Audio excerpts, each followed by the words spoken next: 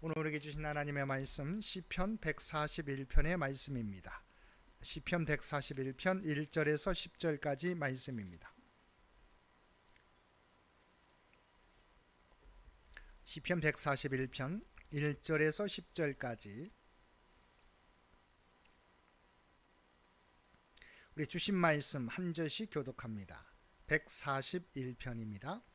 여호와여, 내가 주를 불렀사오니 속히 내게 오시옵소서. 내가 주께 부르짖을 때에 내 음성에 귀를 기울이소서.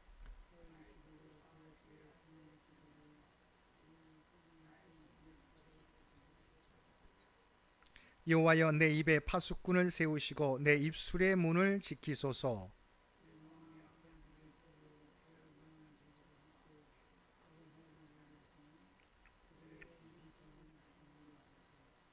의인이 나를 칠지라도 은혜로 여기며 책망할지라도 머리에 기름같이 여겨서 내 머리가 이를 거절하지 아니할지라. 그들의 재난 중에도 내가 항상 기도하리로다.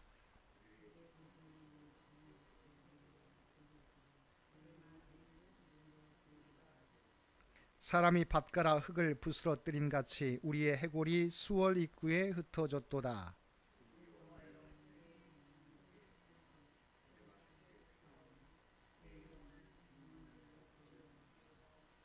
나를 지키사 그들이 나를 잡으려고 놓은 올무와 악을 행하는 자들의 함정에서 벗어나게 하옵소서.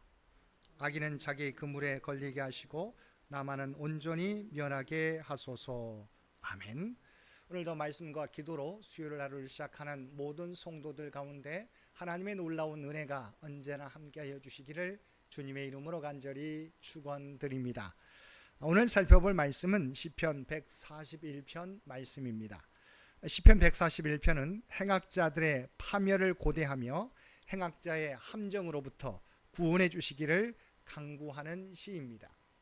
141편은 네 부분으로 구분할 수 있는데 먼저 1절과 2절은 본서의 도입부입니다. 그래서 시인은 자신이 부르짖는 기도에 대하여 신속하게 응답하여 주시기를 삼중적으로 호소하고 있습니다.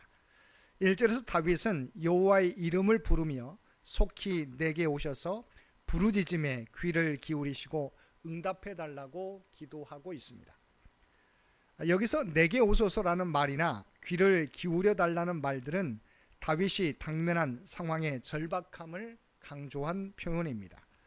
또한 이처럼 하나님의 개입을 반복적으로 표현하는 것은 그만큼 상황이 긴박하게 돌아가고 있다는 또 다른 반증입니다. 사실 신학자들은 본시의 배경에 대해서 다양한 추측을 내놓고 있습니다. 근데 그 중에서도 다윗의 절박하고 간절한 호소로 보아서 사울의 추격과 관련되어 있을 것이라고 추정하는 견해가 가장 설득력 있게 받아들여지고 있습니다. 우리는 여기서 다윗이 보여준 중요한 믿음의 태도를 발견하게 됩니다. 많은 사람들은 우리에게 위협적인 상황이 거듭해서 닥치면 기도하는 것을 망각합니다. 위기에서 벗어나기 위해서 자신이 어떻게든 무언가를 해보려 하고 그래도 안 되면 자포자기하고 절망에 빠지고 마는 것입니다. 그러나 믿음의 사람, 참 하나님의 사람은 그 같은 위기의 순간에 가장 먼저 무릎을 꿇습니다. 기도를 올립니다. 하나님의 도우심을 구하며 하나님이 베푸실 은혜를 간구합니다. 다윗과 같이 자기가 감당할 수 없는 문제를 하나님께 겸손히 내어 맡길 때 하나님께서 응답해 주시는 것입니다. 다음으로 3절에서 5절까지 말씀에서는 다윗이 자신이 처한 극한의 상황 속에서 입술로 하나님께 범죄하거나 악을 행하는 자와 교제하지 않기를 간구하고 의인들의 책망을 달게 받겠다고 결단하는 내용입니다. 3절에서 다윗은 하나님께서 입에 파수꾼을 세워 입술의 문을 지켜주실 것을 간구하고 있습니다. 그래서 다윗이 걱정하고 있는 것은 고통을 당하며 절박하게 하나님을 부르짖고 있지만 그의 기도가 즉시 응답되지 않으므로 혹 하나님을 원망하거나 악인들의 악한 말을 본받아 입술의 죄를 범하지 않도록 붙들어 주시기를 간구하고 있는 것입니다. 일반적으로 볼 때 간절함과 절박함이 클수록 그에 대한 실망감 또한 큰 것이 사실입니다. 사랑과 애정을 더 많이 쏟은 사람에게서 받는 배신감이 더 크듯이 이러한 실망감은 말로 형용할 수 없는 아픔을 던져줄 수 있습니다. 다윗은 인간의 연약함으로 인해 그가 하나님을 향하여 범할지도 모를 미래의 입술의 죄조차도 두려워하여 하나님께 막아주시기를 기도하였던 것입니다. 4절을 보면 내 마음이 악한 일에 기울어 죄악을 행하는 자들과 함께 악을 행하지 말게 하시며 그들의 진수성찬을 먹지 말게 하소서라고 하였습니다. 이는 자신의 마음이 악한 일에 기울어지지 않기를 구하는 기도입니다. 즉 다윗은 자신의 힘으로 악을 이기기를 다짐하기보다는 자신의 연약함을 인정하고 겸손하게 하나님을 향하여 자신의 마음을 다스려 주시기를 간구하고 있는 것입니다. 사랑하는 성도 여러분, 성도로서 우리가 어둠의 세력과 싸우고 그들을 물리쳐 나가는 것도 중요하지만 세상의 다양한 유혹에서 그 마음을 지키고 미혹되지 않는 일 또한 중요합니다. 아무리 신앙이 깊고 뛰어난 믿음을 가진 사람이라도 지극히 작은 유혹 앞에서 언제든 흔들릴 수 있고 넘어질 수 있는 것입니다. 시인은 당면한 절박한 위기 상황과 유혹으로 인해서 자신이 악인들과 타협하거나 넘어가지 않도록 하나님께 간절한 마음으로 기도하였던 것입니다. 5절에서 다윗은 의인이 나를 칠지라도 은혜로 여기며 책망할지라도 머리에 기름같이 여겨서 내 머리가 이를 거절하지 아니할지라고 말하였습니다. 여기서 의인이 나를 친다는 말은 바른 말로 책망하여 바로잡는 것을 의미합니다. 다윗은 이와 같은 책망과 견책이 자신의 육신과 영혼을 위한 호의로 생각하고 그 내용이 어떤 것이든 그것을 기꺼이 받아들일 자세가 되어 있음을 말하는 것입니다. 그런데 오늘날 많은 사람들은 바른 소리 듣기를 싫어합니다. 누군가로부터 소리 듣기를 싫어합니다. 그를 아끼는 마음으로 전하는 것임에도 자기 자존심, 자기 위신을 내세우며 그 모든 것을 거부하는 것입니다. 아무리 옳은 말, 의로운 말, 사랑과 애정이 담긴 말이라 해도 자기 귀에 거슬리면 상대에 대해 불쾌하고 심지어 그것을 계기로 관계를 완전히 단절시켜 버리기까지 하는 것입니다. 그런데 다윗은 자신을 향한 책망이라도 자신을 위한 것으로 받아들이겠다고 고백하고 있는 것입니다. 이어 6절과 7절은 다윗이 행악자들에 대한 파멸을 고대하고 확신하는 내용입니다. 6절과 7절에서 다윗은 그들의 재판관들이 바위 곁에 내려 던져줬도다.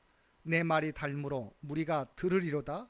사람이 밭가라 흙을 부스러뜨린 같이 우리의 해골이 수월 입구에 흩어졌더라고 말하였습니다. 본문에서 그들이라는 말은 앞부분에서 언급한 악인들, 그리고 재판관이라는 말은 악인들이 추종했던 그들의 지도자들을 의미합니다. 그리고 그들이 바위 곁에 내려 던져줬도다라는 말과 밭가라 흙을 부스러뜨림 같이 해골이 수월 입구에 흩어졌다는 말은 그들이 매우 비참한 죽음으로 멸망케 될 것임을 의미하는 말입니다. 즉 다윗은 자신을 대적하던 모든 악인의 우두머리들이 하나님의 가혹한 심판 앞에서 부서지고 파멸될 것임을 그의 경험을 토대로 확신하면서 당시 그가 당면한 어려움 또한 능히 이겨낼 수 있을 것임을 확고하게 고백하고 있는 것입니다.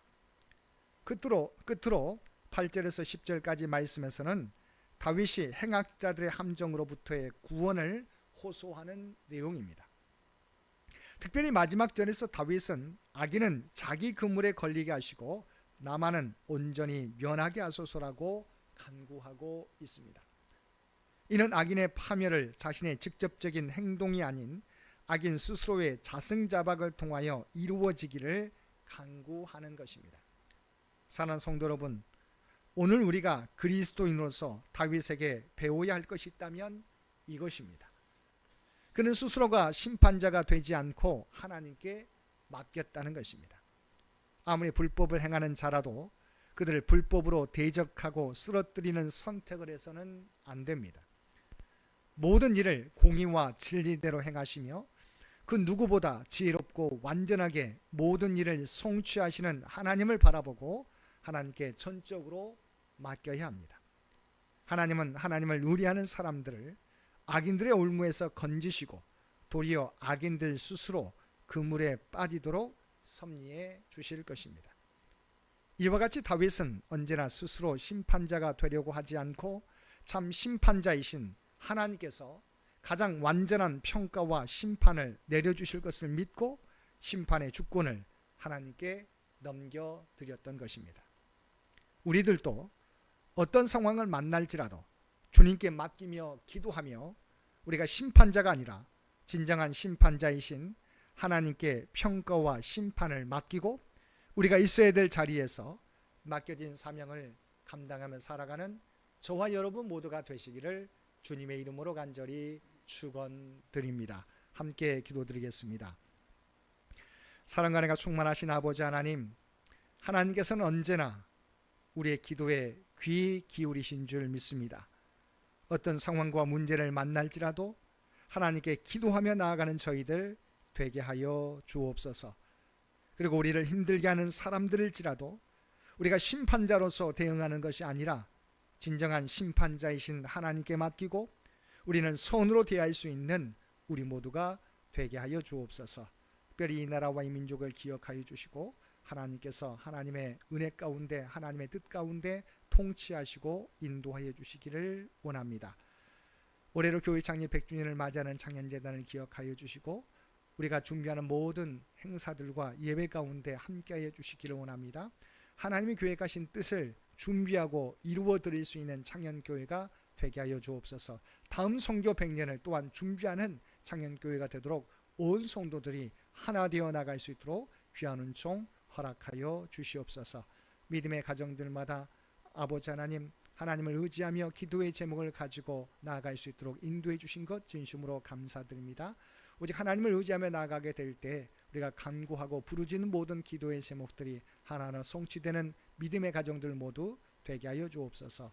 육신의 연약함 가운데 있는 죄의 백성들도 기억하여 주시고 연약함 가운데 아버지 하나님 만왕의 왕이신 주님을 의지하며 간구하게 될 때 그들의 삶 가운데 놀라운 치유와 회복의 역사가 나타나게 하여 주옵소서. 하나님 나라에 대한 소망이 약해지지 않도록 그들을 늘 붙잡아 주옵소서.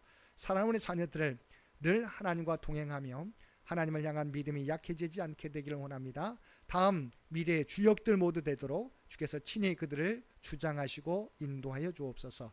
또 하나님이 주신 꿈과 비전을 준비해 가게 될 때 하나님의 지혜와 능력으로 점점 더 가까이 가며 하나하나 성취해가는 살아가는 죄의 백성들 모두 되게 하여 주옵소서.